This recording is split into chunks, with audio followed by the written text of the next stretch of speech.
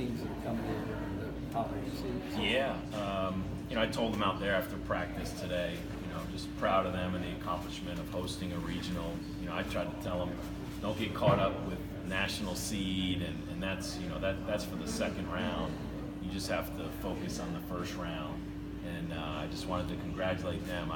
I say it, I think it's one of the greatest accomplishments in college baseball when you could be selected to host a regional.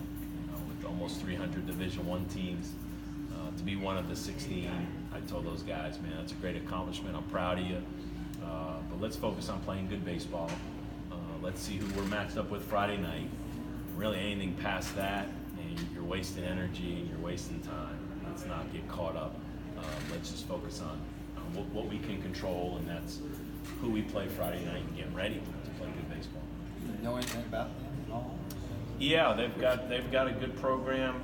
They're traditionally good every year. They're very competitive. They play a tough schedule. They always go down and play an SEC school for a weekend early on, and they got a beautiful ballpark, overlooks the city. Curtis Granderson is a graduate from there and gave a lot of money, and it's good baseball. And we recruit so many kids from the Chicago area that we run against them, in recruiting, and they're on all the best kids up there, and it's a good school and it's a really good program.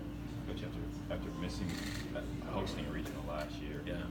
was that much of a goal or a focus you guys having the chance to do that this year? Yeah, it's a goal every year for our kids, but this group that's juniors and seniors, as freshmen and sophomores, they were part of hosting a regional, hosting a super regional, going to Omaha. So last year they got to see life on the road, and you go to a Texas Tech, and it's just not easy. And so it was a real eye-opener for all those guys that had never been on the road to go, okay, if we want to do damage in the postseason, we increase our chances if we host. So that was definitely a goal, and it just kept us a little more focused. Midweek games and Sunday games, and probably games we let get away last year that forced us to go on the road. We were able to close out this year and finish. Dan, I know you focus on this week, and like you said, the national season's not a huge thing, but I think in the last 5 years, you and Florida have the most of anybody in the country. What does that say about the program and the consistency? Wow, a lot of good players. I mean, really just really, really good players, guys that perform at a high level. I love it because it's a lot of Midwest kids, not all, but a lot. We speak for the brand of baseball in the state of Kentucky and in the Midwest, and then our coaches have obviously done a great job of helping these kids perform at the highest level. So, the national seed it's a great honor. I think it's great for our fans, in the planning world. But again, in our world, hopefully we continue to just focus on Friday night, and then knowing that we'll play one of the other two teams sometime Saturday. What are your thoughts on having Indiana in here? I mean, obvious connection, and you played them. I think it's great. Do you want to play teams that you played during the year? Not necessarily, but you realize it's regionalized. I think it's great for the fans. It's great for their fans. Chicago's not that far, and of course Illinois State. I mean, so I would like to think, like we usually get great crowds. I'm good with the visiting team bringing a great crowd, and just adds to the atmosphere. And like they said on the show, it's a really good program with a lot of good players. And so it'll be, if we get to play them, obviously it'll be a big test. How would you describe the atmosphere here for postseason baseball? Put it into words. It's great. And I learned from other players talking to our players, other players who played in the Big 12 or the SEC or the ACC over the years when they would go play summer ball with these guys from Miami or Oklahoma State or Vanderbilt, and they would talk about, man, we played in that regional there in Louisville, and what an atmosphere. It was great. So for me as a coach, to hear a kid from another program, another league, experiencing different ballparks around the country, saying that, man, they had so much fun, or the crowd atmosphere. We're a good fan base, during the year, and I know we got a lot of challenges, with basketball and the weather and things like that, but I can proudly say, man, we're a great fan base in the postseason. I mean, this place is rocking. I mean, this place is, we get the two-strike clap going, and every out, our fans understand the magnitude of it, and getting off the field with 2 outs. Our fans have learned, over the years, and have grown, and And it's a comfortable feeling as a coach knowing, man, you got a great home field advantage, and the fans get excited for this. Dan, you said down in Durham that you could tell the preparation leading up to the ACC tournament really kind of wasn't up to par. Yeah. Has everything kind of got back dialed in? Yeah, it was, you would expect it. We addressed it and had a great practice Saturday and good practice today. Anytime you get them going early in the morning. But just knowing it's all about preparation. That's the get back to preparing to play good baseball. And it's challenging when you're the #1 seed and you win everybody's telling you how great you are and you win the tournament. But you know you're playing in a 12-team grind in the ACC tournament. So you turn the page, you move on, and so far these guys have done that. They've prepared to play good baseball Friday night. 2 national seeds for the ACC, and then the teams that got in. Just kind of, you've said all year how strong this conference is, but it kind of proved it again. Yeah, and I knew on our resume, 12 teams make the ACC tournament. Take us out, there's 11. We played 10 teams. All our 30 ACC games were against teams that qualified.